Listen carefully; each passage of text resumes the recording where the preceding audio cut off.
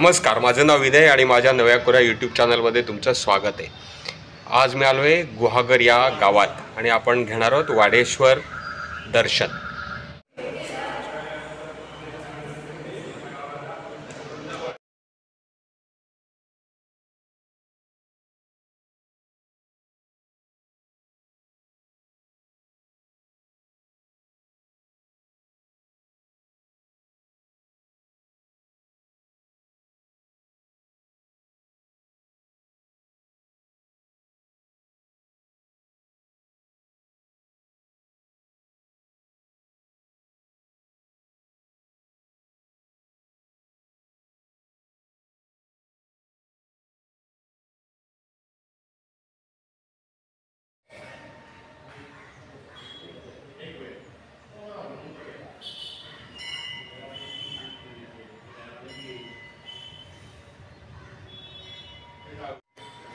सांकुराण राजाकडून हे मंदिर कार्तिकी एकादशीला बांधून पूर्ण झाले असावे।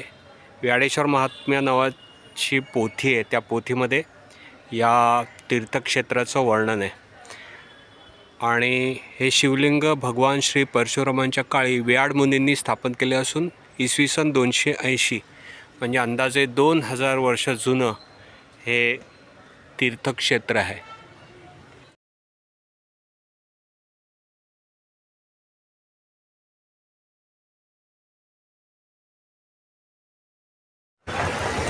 आज समोर गुहागरचं एसटी स्टँड आहे, त्याच्या बाजूला रिक्षा स्टँड आहे आणि हा विजापूर हायवे, असं पूर्वापार हा विजापूर हायवे म्हणून प्रसिद्ध आहे। आणि हे जे धार्मिक तीर्थक्षेत्र महत्त्वाचं पर्यटन, धार्मिक पर्यटन, ते जे व्याडेश्वर देवस्थान आहे ते इथे आहे आणि त्याच्या बाजूला एक पाण्याचं छोटंसं तळं देखील आहे, पायऱ्यांची विहीर। आणि गुहागरचा छोटासा असा एसटी स्टँड आहे। इथून बोरिवली, मुंबई, कोल्हापूर, पुणे, पोमेंडी, भातगाव, रोहिले, दोडवली, वेलदूर, धोपाव, आरेगाव अशा सर्व ठिकाणी बस जात असतात। एक बस फलाटावर उभी आहे।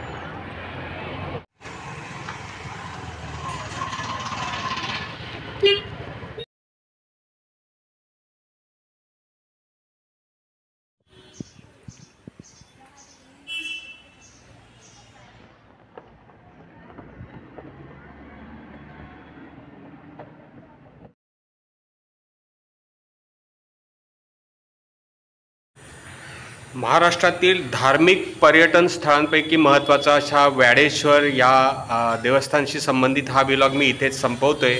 माझं चॅनल आवडलं असेल तर माझ्या चॅनलला लाईक करा, शेअर करा, सबस्क्राईब करा, कमेंट करा।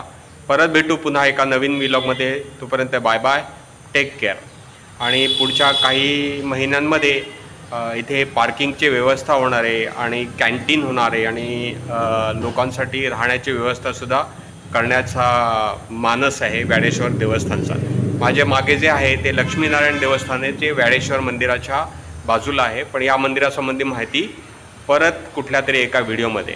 तोपर्यंत बाय बाय, टेक केअर।